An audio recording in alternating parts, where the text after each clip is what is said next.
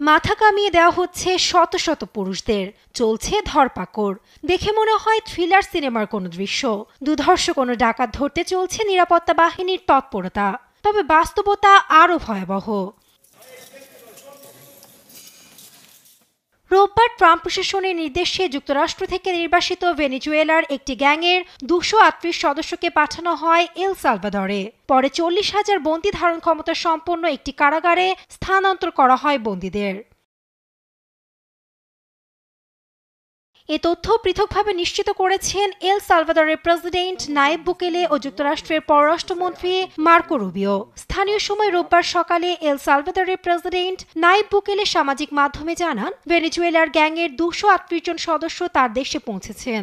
তালিকায় আন্তর্জাতিক গ্যাং গোষ্ঠী MS-13 এর আরও 23 জন থাকার কথাও নিশ্চিত করেন। A 4 años de nuestro gobierno